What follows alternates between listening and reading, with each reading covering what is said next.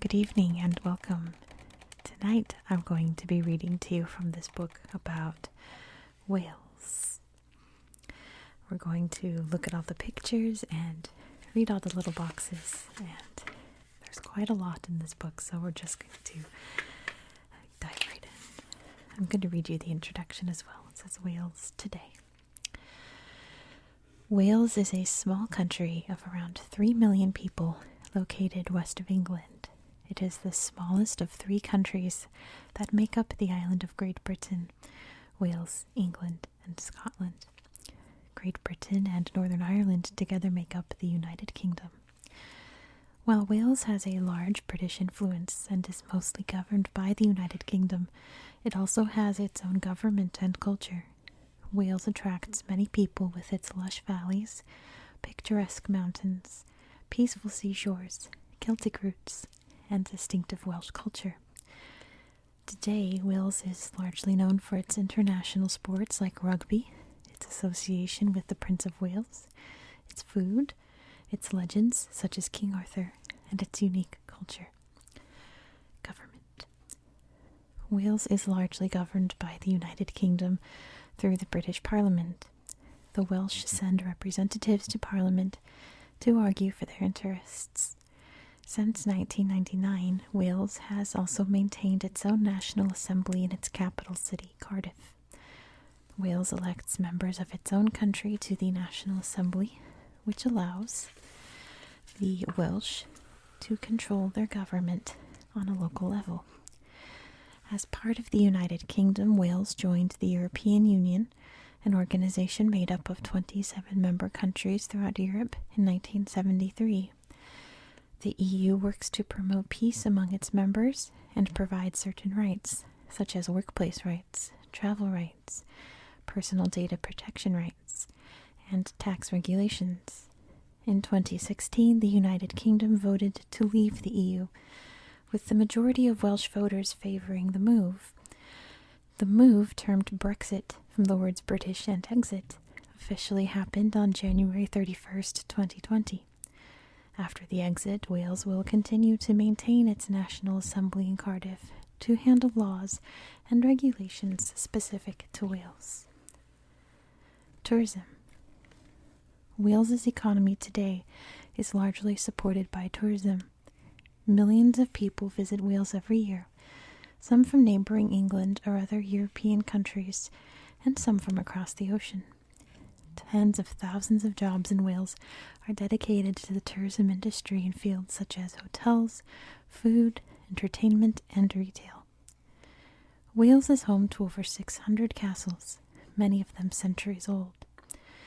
These sites attract historians, writers, and romantics.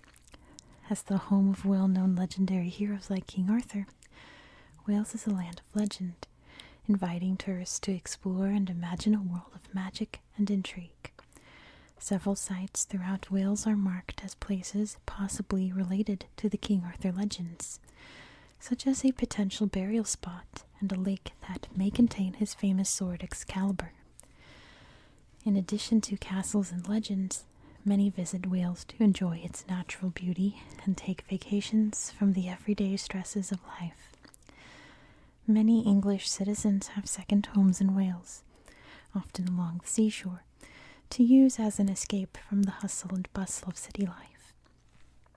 Wales has hundreds of miles of coastline and offers everything from luxury hotels to camping for those looking to take in the sea views.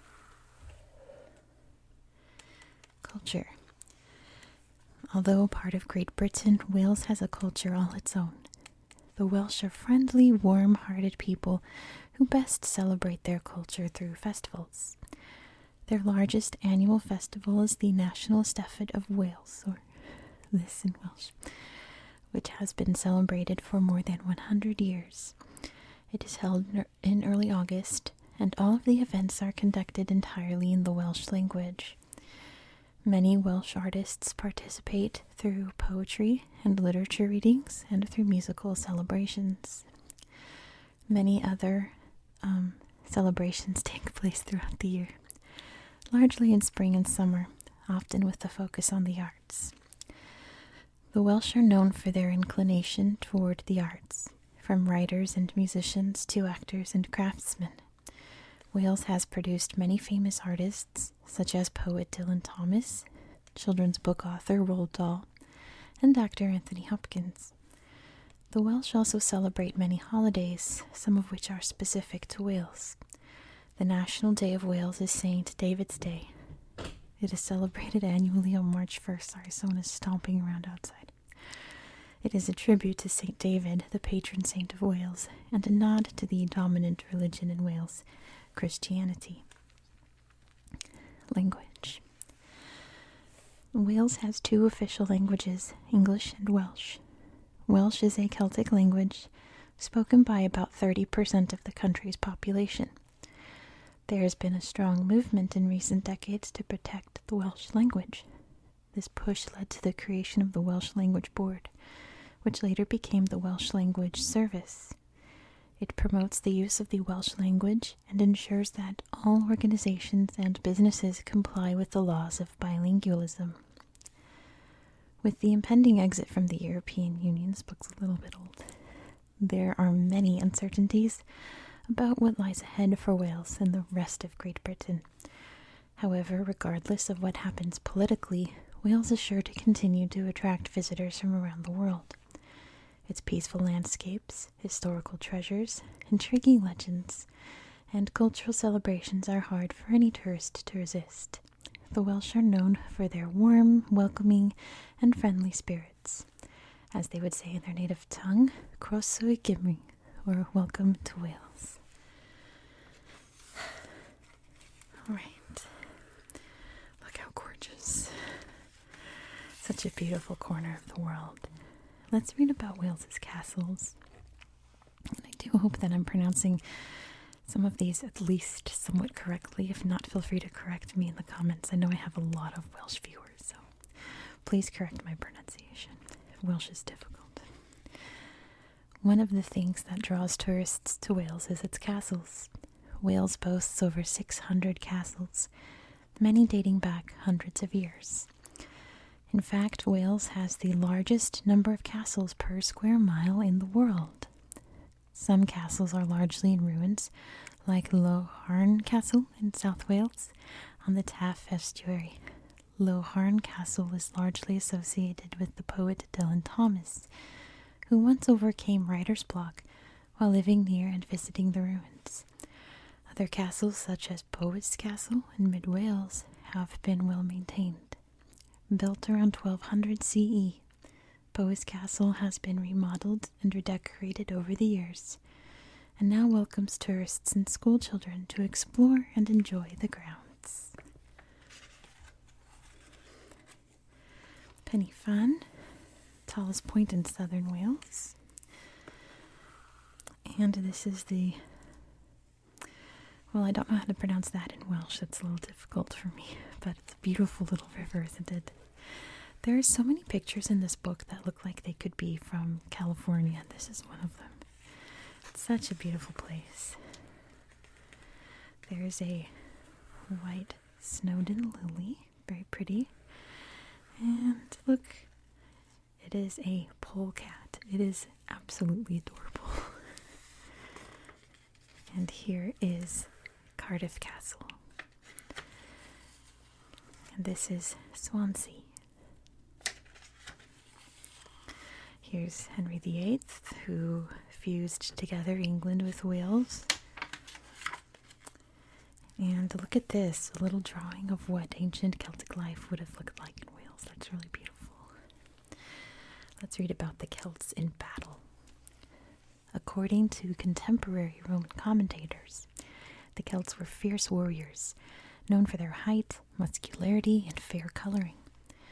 They often painted themselves with blue dye to terrify their opponents in battle.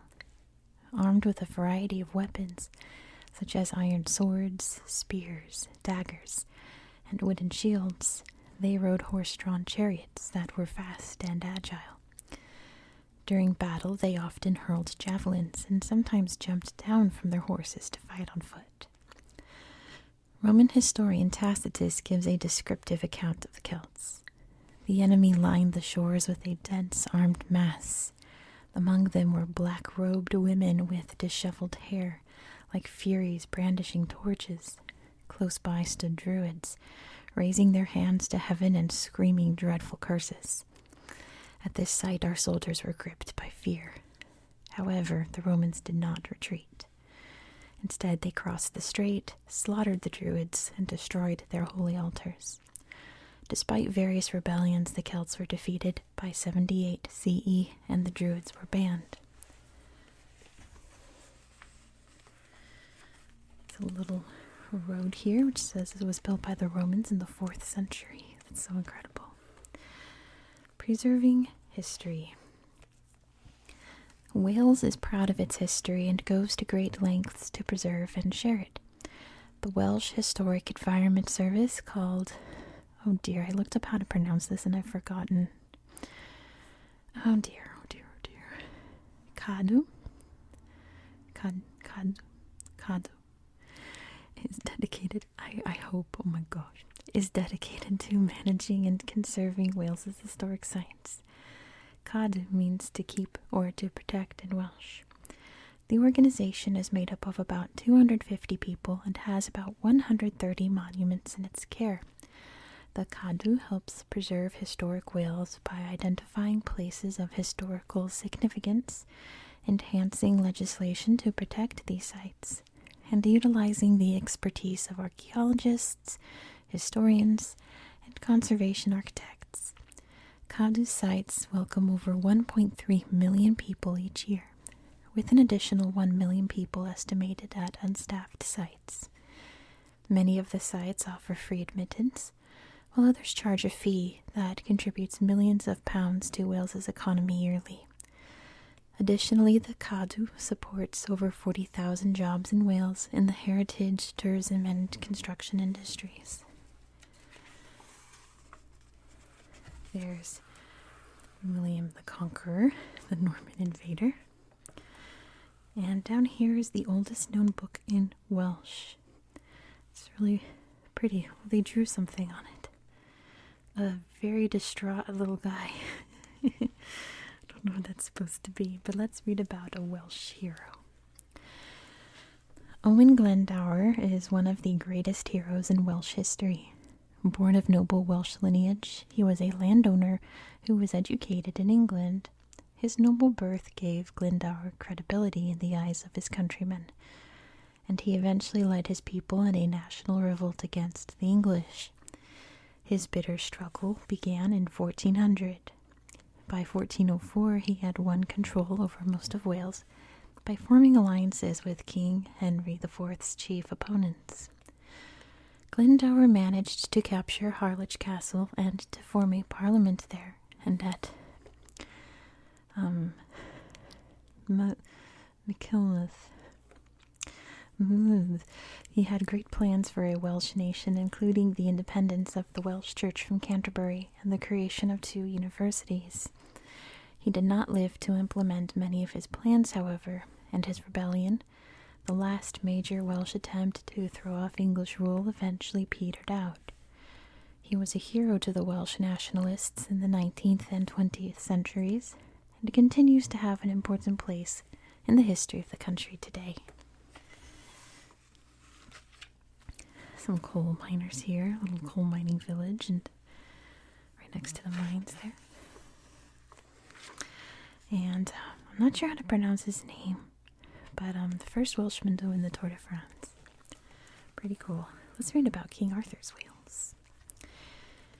The legends of King Arthur, Camelot, and Merlin have become favorites among storytellers, novelists, and filmmakers.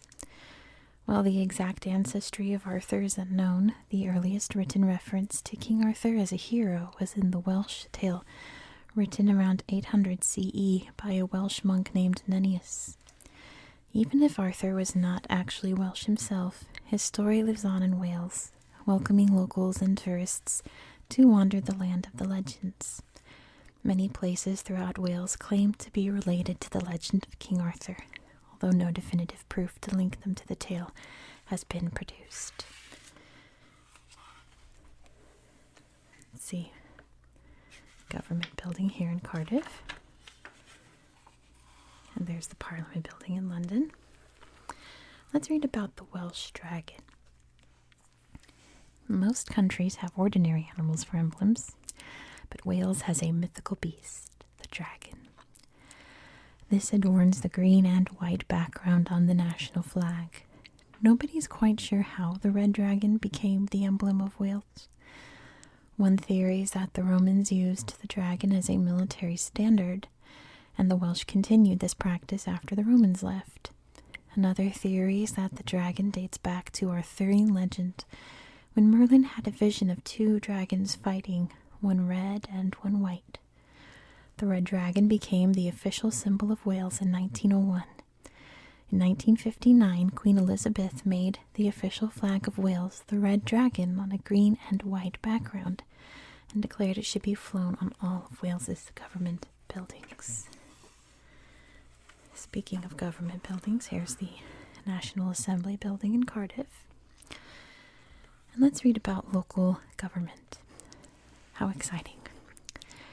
In 1994, the Parliament of the United Kingdom passed the Local Government Wales Act to change the structure of local government in Wales. I'm sorry if I'm wobbling so much, I have Tourette's. I can't control it.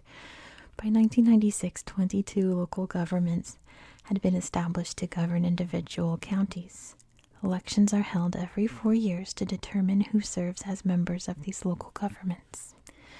The creation of local governments allowed counties to have more control over the laws that govern their respective areas. These local councils are responsible for managing several things, including planning and building in their areas, education, licenses for alcohol and gambling, health and safety, tourism, environmental concerns, transportation, roads, housing, and social services. Going a step beyond the county councils are community and town councils that handle concerns regarding their citizens. It is their job to listen to the ideas and concerns of their citizens and enact rules and regulations to improve their lives and their communities. The population in these communities and towns varies greatly, with some having as few as 200 citizens, while others have upwards to 40,000. While there are only 22 local county governments, there are over 700 community and town councils in Wales. Here's a map of the Brexit election. So the red voted to leave, the blue voted to stay. So you can really see it was very nearly even, but 51% voted to leave. Let's read about training future leaders, and you can see the then Prince Charles. He's now King Charles right there with his wife Camilla, who's now the Queen Consort. Training future leaders. One way that the United Kingdom gains interest in serving in the British Armed Forces is through the Combined Cadet Force, or CCF. Similar to junior ROTC in the United States, this program allows students in high schools to volunteer for military-themed training and gives them the opportunity to glimpse military discipline and life. The training can focus on one of 4 branches in the military: the Army, the Royal Marines, the Royal Air Force, or the Royal Navy. In 2017, Fitzallen High School in Cardiff became the first high school in Wales to offer students the chance to become Royal Navy cadets. Adding the cadet program to the high school was part of an undertaking by the British government to increase the number of cadet units in schools to 500 by the year 2020. The cadet program is open to both boys and girls ages 11 to 18 and is viewed by many as a good opportunity for students to learn discipline, problem-solving skills, teamwork, and leadership. However, others disagree and do not like a military presence of any kind in their schools.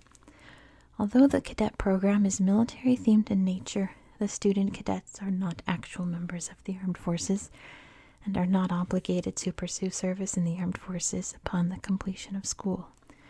In 2019, there were 8 schools in Wales that offered a cadet program to their students. And here are some of the Queen's Dragoon Guards. Well, it was the Queen's Dragoon Guards. You could see marching by. Looks like Windsor, looks like. Maybe, is it Trooping with the Colors? Can't really tell. Probably. Beautiful seaside here. So gorgeous. Again, this could be California. This could be the North Bay easily. The hills and the green color and all the quaint little houses. That could be the San Francisco North Bay easily, but it's Wales. Ooh, very stark looking drawing of the factories here in the 18th and 19th centuries. Let's read about Laura Ashley. First, I'm going to grab a drink. Give me 1 second.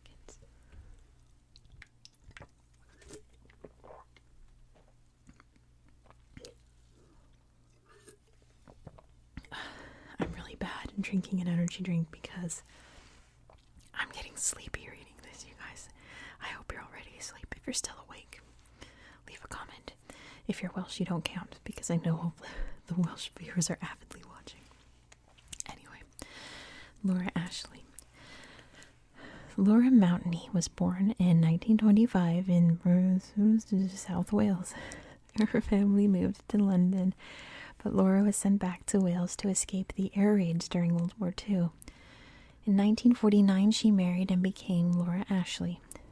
While a secretary in London, she started designing her own floral patterns and printing them on tea towels with a printing machine designed by her husband.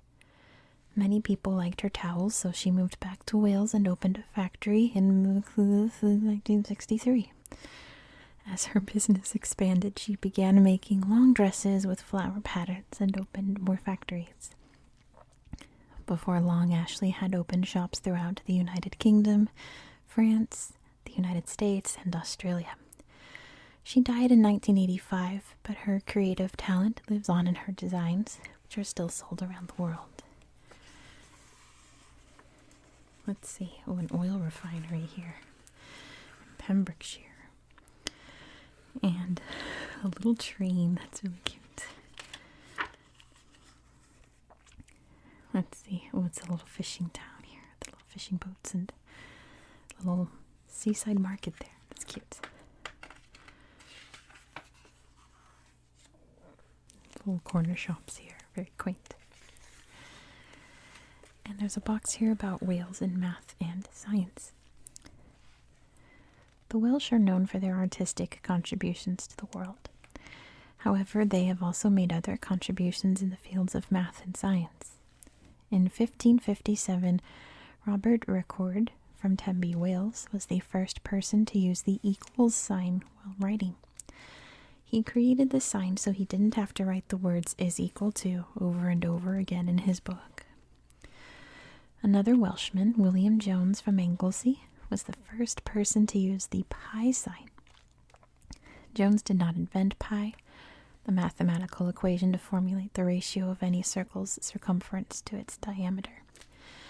However, in the early 18th century, he did choose the symbol, originally a letter of the Greek alphabet, that is still used to represent pi in mathematics today. Isaac Roberts, an astronomer from Groes, Wales, began experimenting with astronomical photography in the late 19th century. He was the first person to photograph what was then called the Andromeda Nebula. We know it today as the Andromeda Galaxy, one of Earth's closest neighboring galaxies.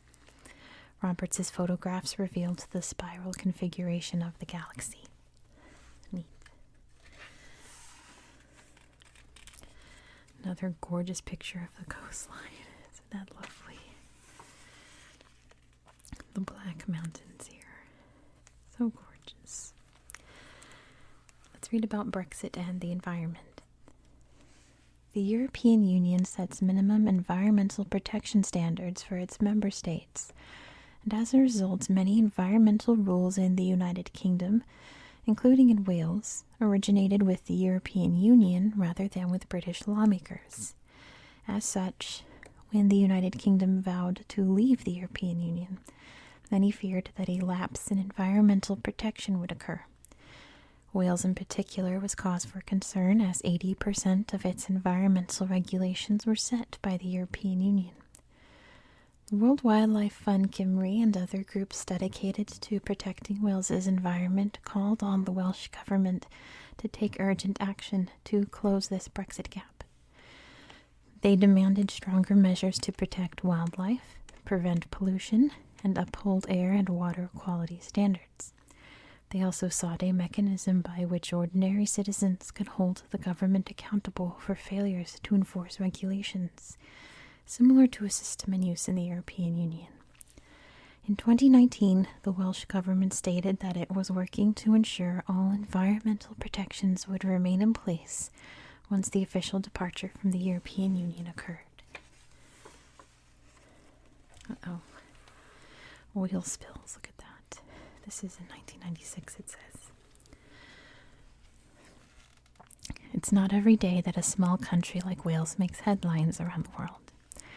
It did in February 1996, however, when the oil tanker Sea Empress spilled 76,000 tons of oil into the sea just off the Pembrokeshire coast. A major cleanup operation of the oil-covered rocks and beaches ensued to minimize the damage to tourism. However, the environment will take longer to restore. The spill killed an entire population of rare starfish, and it took years for the ecological system to return to normal. In many ways, the area is still recovering today. In 2002, a tanker carrying about 90,000 tons of crude oil spilled some of its cargo en route to Milford Haven, along the Pembrokeshire coast in western Wales. Thankfully, only a small volume of its cargo was spilled. In 2019, Wales once again made headlines when oil from a Valero oil refinery in Pembrokeshire leaked into the Milford Haven estuary. The exact amount of oil that leaked was unknown, but it was estimated to be between 7,000 and 10,000 liters. Urgent efforts were made to limit the damage caused by the spill and clean up the affected areas. Here are some endangered locations, and I'll probably mispronounce them. So these are places and monuments at risk as a result of coastal erosion. Here's Kemlyn Lagoon, a brackish lagoon separated from Kemlyn Bay by a rocky beach. This is an important wildlife site, habitat to a population of terns and other wildlife. It was designated a Site of Special Scientific Interest in 1958 and is part of the Isle of Anglesey Coastal Path and the Anglesey Area of Outstanding Natural Beauty. Marlowe's Sands. This vast and remote beach in Pembrokeshire's southern peninsula is a popular destination for locals and tourists alike, yet it remains relatively peaceful throughout the year. The coastal footpath offers fantastic views of the beach, Stockholm Island and Gatholm Island, Stackpole Estate, an area in Pembrokeshire of beautiful sandy beaches, lakes, wooded valleys, and important archaeological sites. It is best known as the home of the famous Bosherston lily ponds. It is also a haven for otters, calves, and waterfowl. What? I don't know what that is. Dinas Dinle. I'm sure that's not how you say that at all. Designated a Site of Special Scientific Interest, this is an Iron Age hill fort in Gwynedd, situated on a cliff above a large sand and pebble beach that offers views toward the Len Peninsula and Llanthwyn Island. As a result of coastal erosion, only a double semicircular rampart of the original fort remains. Roman pottery has been discovered in this area. Nicholaston Burrows, a magnificent isolated beach in Gower. It has grassy sand dunes rich in plant and animal life that are now vulnerable to rising sea levels. Luridian Marsh. Anyway, a Site of Special Scientific Interest. This spectacular and extensive area of grazed salt marsh adjoins the Lowher estuary in Gower. It is home to an important population of waders and wildfowl whose existence is being threatened by rising sea levels. And Rossili, This famous 5-mile stretch of sandy beach with towering cliffs is situated at the tip of Gower Peninsula. Its breathtaking views include Worm's Head, a path that stretches out to sea and transforms into an island with the advancing tide. That's neat. There's a wind farm here and a solar power farm. It's a lot of solar panels. See people out for a nice day. Oh, they're out for the musical Estafette. And here's a male choir singing their hearts out. Let's read about Welsh societies. The Welsh and those with Welsh heritage are extremely proud of their culture and ancestry. Welsh societies, or cultural groups, have been formed throughout the world as a means of learning about and staying connected to the Welsh culture. There are Welsh societies in Japan, Singapore, France, Belgium, Australia, New Zealand, Canada, and the United States. Several states within the United States have their own Welsh societies, including New York, Ohio, Pennsylvania, Iowa, Kansas, Minnesota, Texas, and Rhode Island. Many of the societies have regular meetings to discuss Welsh culture and news, and to celebrate Welsh festivals and holidays such as St. David's Day. Many societies invite Welsh citizens visiting their areas to come and speak with locals and those interested in learning more about their own Welsh ancestry. And there's President Abraham Lincoln, who is apparently of Welsh descent. Let's read about this philosopher and pacifist. And there's a box over here too. So many boxes in this book. Let's see. Bertrand Russell was one of the most renowned logicians and philosophers of the 20th century. He was born in Trelech in Gwent, South Wales, but lived most of his life in England. He published many books, having at one time more than 40 books in print, covering philosophy, mathematics, science, education, history, religion, and politics. His 3-volume Principia Mathematica, which he co-authored with Alfred North Whitehead, was immensely influential. In 1950, Russell won the Nobel Prize in Literature.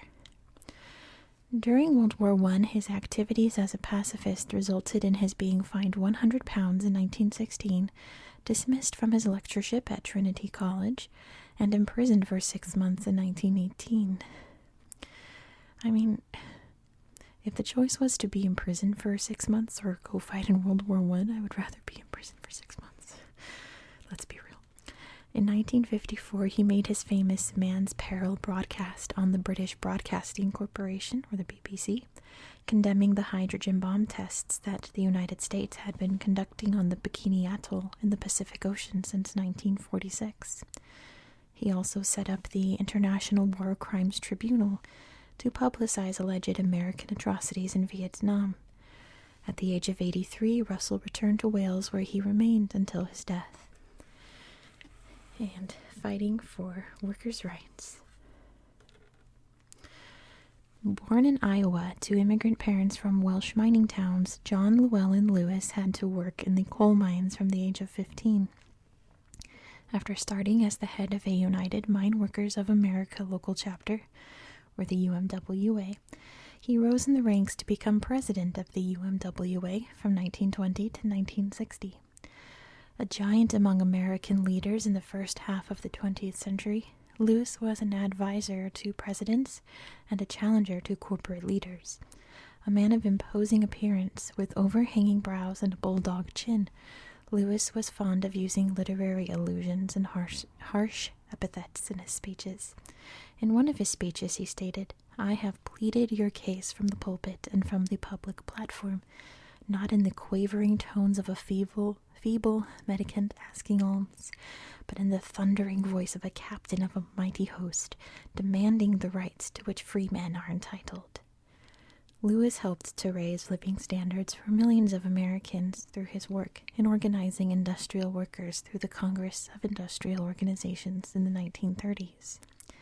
He set up the UMWA Welfare and Retirement Fund, which improved health care for minors in the United States. He retired in the early 1960s. In 1964, U.S. President Lyndon Johnson awarded Lewis the Presidential Medal of Freedom, the nation's highest civilian decoration. Not quite about Wales, but an important person of Welsh heritage.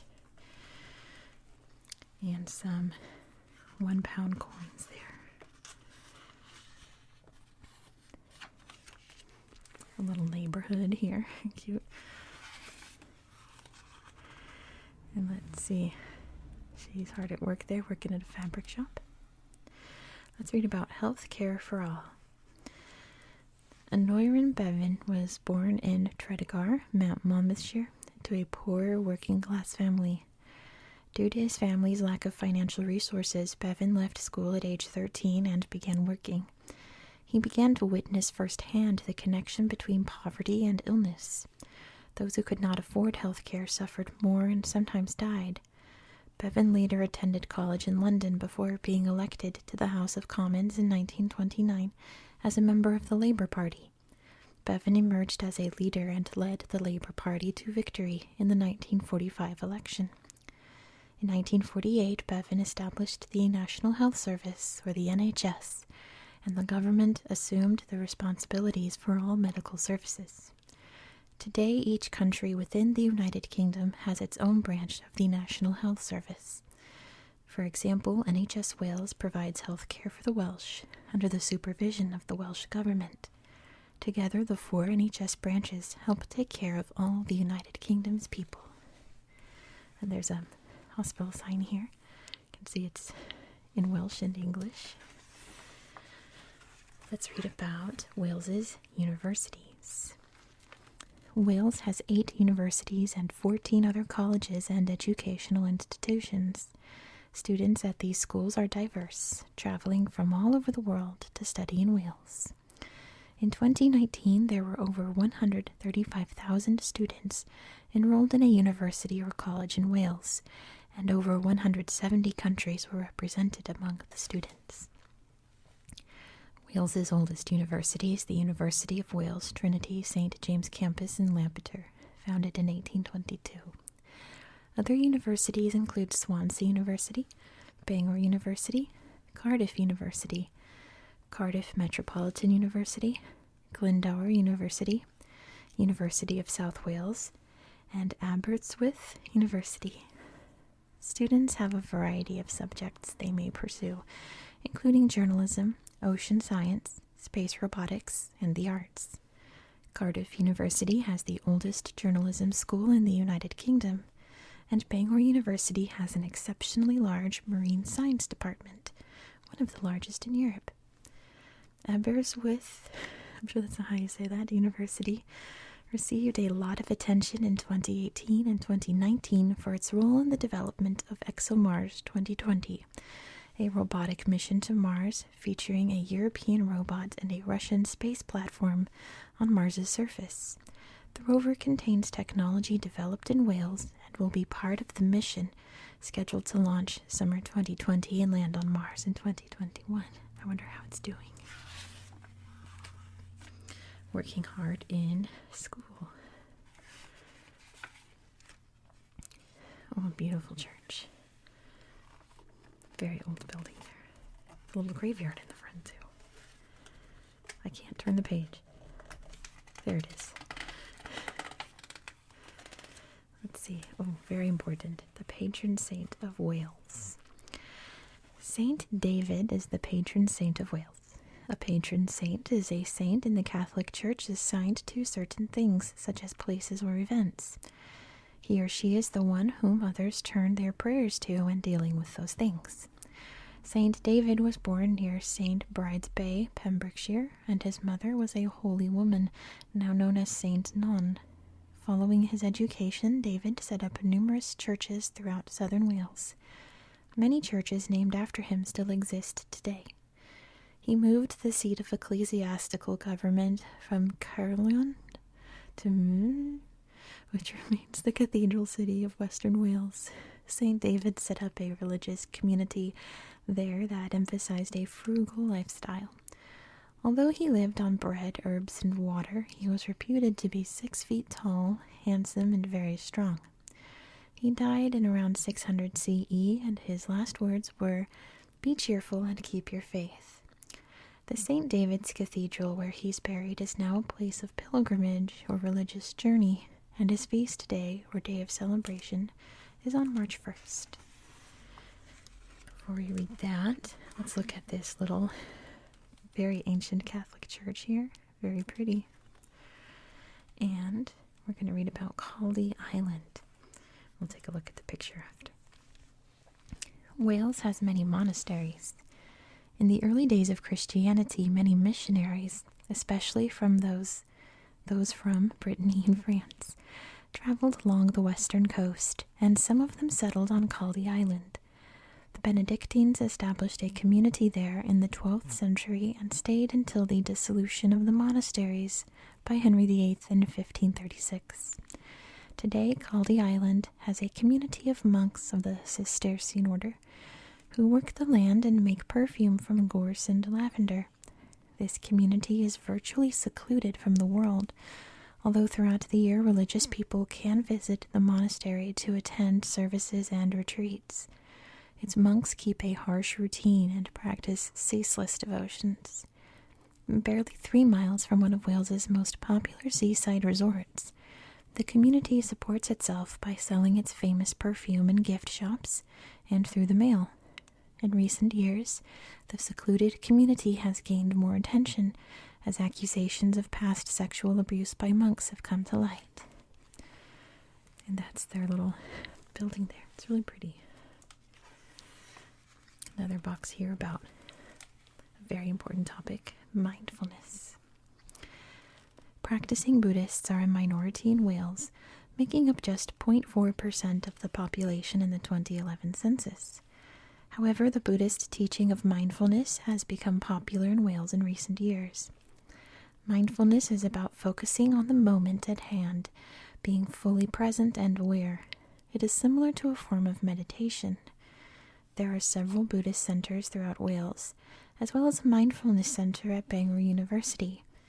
Students can take classes to become trained in mindfulness and become mindfulness teachers and trainers themselves. In 2015, a mindfulness event was held at the Welsh National Assembly to bring awareness of how mindfulness might prove useful to policymakers. And let's see, this is a Methodist preacher named Howell Harris. Quite a wig he got there. Croeso I Gymru. Welcome to Wales. A phrase I learned how to say this week. Some newspapers here in Welsh. Interesting choice of fonts there. And the longest name of any place in the world. I'm not even going to attempt it. And we're going to skip the common Welsh words and phrases because I don't want to embarrass myself. But let's read about the Hay Festival. The number of books printed in Welsh soared after printing was introduced to Wales in 1718. Today, publishers such as Gomer Press, Ilofa, and the University of Wales encourage Welsh writers. The Welsh Books Council was set up in 1961 to encourage Welsh language publishing. It provides grants to Welsh language publishers and runs a children's book club. The small town of Hay-on-Wye holds a festival of literature every summer. There are bookshops everywhere selling books on all sorts of subjects, ranging from general interest to the occult. The town evolved from a market town to a town of books in the 1960s, when Richard Booth set up a books and antiques store. The demand for old books was so great that Booth began snapping up property to set up other bookstores. Even an old castle began selling books. Booth was a colorful character in his own right, and at one stage he declared Hay-on-Wye an independent state, issuing his own passports and currency. He passed away in 2019. There's a picture there of the Hay Festival, a big book festival. Oh, she's playing with the bubbles. A whimsical Welsh writer. Put your favorite Roald Dahl book in the comments. Mine's Matilda. Roald Dahl was born to Norwegian parents in Llandaff, Wales, and attended British schools during his childhood. When World War II began, Dahl enlisted in the Royal Air Force at age 23 and served around the globe. He served in Greece, Syria, and Washington, D.C., where he was a spy for the British. After the war, Dahl began writing, but his first book, The Gremlins, written for Walt Disney Productions in 1943, was not successful. In 1953, Dahl married American actress Patricia Neal, and the two had 5 children together. Dahl began writing stories for his children and found his niche. Dahl's children's books stood apart from others in the genre. They had a darker tone than most children's stories and often featured violence and death. His stories were wildly successful and remain in print today. Many of Dahl's books have been made into films such as James and the Giant Peach, Charlie and the Chocolate Factory, The BFG, The Witches, which is a great movie, and Matilda, also a good movie. In 1984, Dahl published his autobiography. He passed away in 1990 at the age of 74. Dylan Thomas, the Welsh poet. Dylan Thomas was born in Swansea. His father, who was an English teacher, introduced him to literature at a young age. Thomas began his career as a newspaper reporter in Swansea. His thirst for adventure took him to London, where he immersed himself in the literary scene. He was a colorful and popular character in the clubs, where he spent many a night conversing with his cronies. Thomas came from a Welsh-speaking family, but he did not speak any Welsh, which irked some of his fellow Welshmen. Although he was often misunderstood, it is clear from his work that he had a great affection for his country.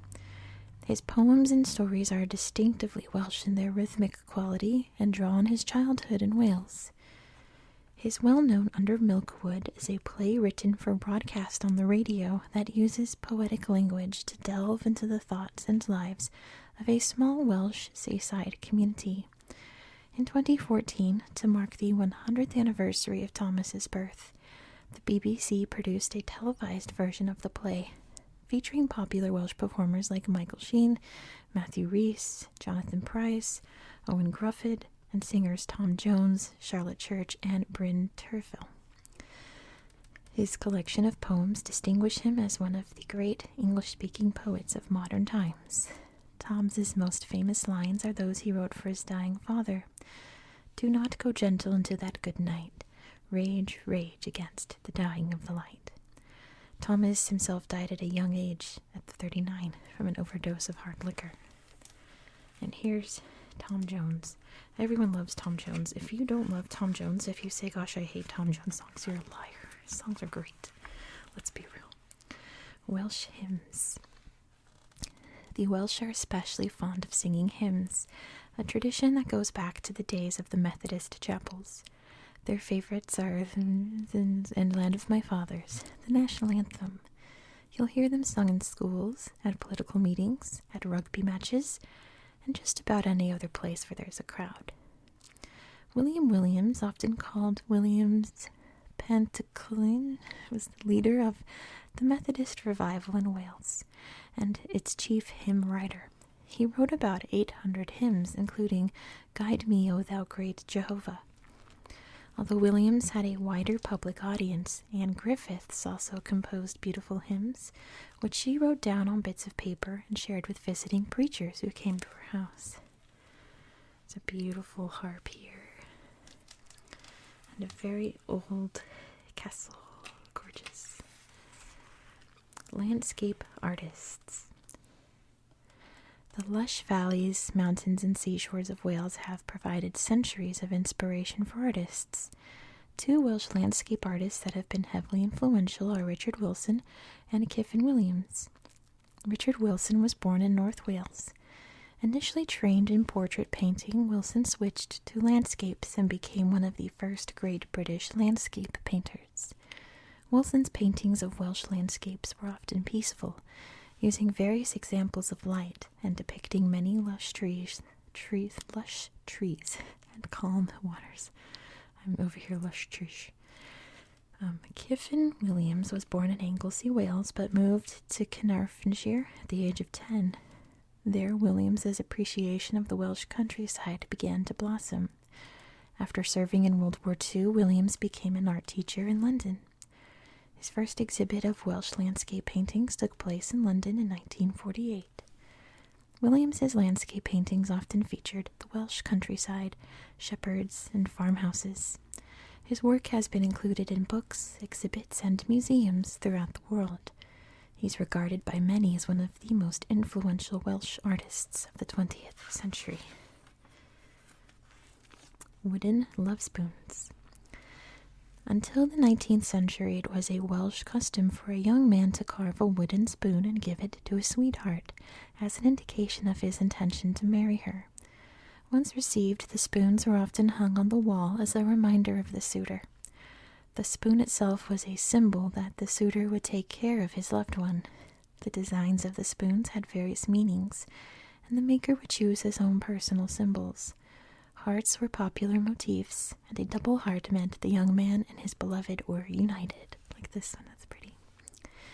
Miniature houses represented building a home together. Nowadays, love spoons have taken on a wider meaning. They are carved to commemorate events other than marriage and are given as gifts on occasions such as birthdays. Most love spoons today are mass-produced, but those who are sentimental can commission a craftsman to personalize their spoons. There's Owen Gruffydd, famous actor from Wales. Some very patriotic Welsh people here, all decked out. Playing some rugby. And let's see, that's little pubs out there. Having a nice time. Let's read about camping and glamping. A popular way to spend leisure time in Wales is camping and glamping, or glamorous camping. There are dozens of sites throughout Wales dedicated to family adventures or romantic atmospheres. Many sites are family-run businesses, like the glamping site at Pennine in South Wales. The site offers half a dozen luxury tents surrounded by woods and fields for privacy. Their tents include beds, a restroom, a wood-burning stove, a kitchen, and running water. More traditional campers enjoy sites like Trevane Farm Caravan and Camping Park in Pembrokeshire. The farm features large fields where visitors can pitch tents or utilize campers, the UK equivalent of RVs, not requiring electricity. Beautiful views of the woods and sea create a peaceful, relaxing environment. Oh, how gorgeous. I'm not going to try to pronounce it, but it's a beautiful waterfall. Oh boy. I was going to say it looks like a wedding, but it says it's the National Eisteddfod. They're all dressed up. In like Welsh green, isn't it?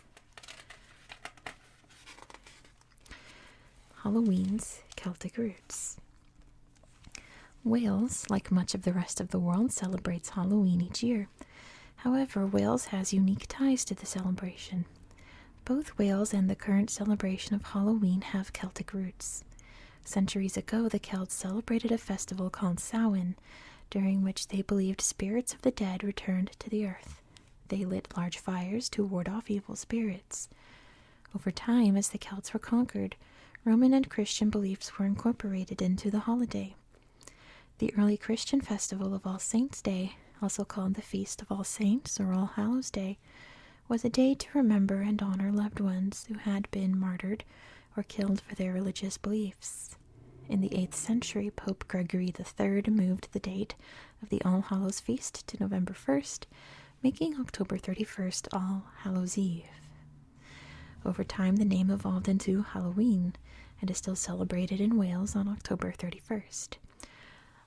All Saints' Day on November 1st remains a holy day of obligation, or a day where people must attend church, for Roman Catholic Christians in Wales and throughout the world. And there's St. David's Cathedral. Another box here about the Welsh national costume. I told you there's a lot of boxes. On St. David's Day and other special occasions, you may see Welsh women and children wearing colorful costumes with tall black hats and red cloaks. This is the Welsh national costume, and it developed from the clothing that country women wore in the 19th century. A flannel bathrobe worn as a coat over a striped flannel petticoat with an apron, a shawl, and a cotton cap. Although there were various styles of dress, Lady Llanover, the wife of a Welsh politician, was partly responsible for the birth of a national costume. She encouraged people to wear the national dress as a way of instilling national pride at a time when the Welsh felt their identity was threatened. The idea of a national costume was further reinforced by the work of artists who, in 1840, produced colorful prints of country costumes for the tourist trade. These prints were later developed into postcards depicting Welsh customs and costumes. We'll skip this list of public holidays, but here's May Day, dancing around the maypole. Food. We've got Welsh cakes here. They're 54p each, or 6 for £1.65. Not bad. Make sure I'm not skipping any pages. A cup of tea. Yum yum. Gathering at the pub. The pub, short for public house, is an institution throughout Great Britain, and Wales is no exception. The pub is an informal place where people can meet, share a drink, and have a chat. In the old days, pubs served nothing but beer and spirits, but these days they also serve coffee, tea, and hot food. There are usually no waiters in a pub, and if you want to eat or drink something, you most likely have to go and order it yourself at the bar. People go to the pub quite regularly, and will often step in for a quick drink after work. The pub owner knows most of the customers personally and often chats with the regulars. In Wales, even a stranger can enjoy a conversation with a pub owner. And if the owner happens to be busy serving customers, there's usually another charming Welsh person to chat with. Let's see. Looks like that's the end. There's some. You can see the inside of Welsh cakes here. Looks like they have raisins in it, which I know some people aren't raisin people, but I am a raisin person. I love raisins. And Welsh rarebit. Looks like cheesy bread. And there's a nice big old map of Wales here, and you can't really see on this map. Whoop. There it is. Oop, too close. Right there. Very small. So that's going to be it for tonight. Thank you so much for watching. I do hope that you found this video relaxing and educational. There goes a nice loud car right at the end of my video. And I hope you have a very good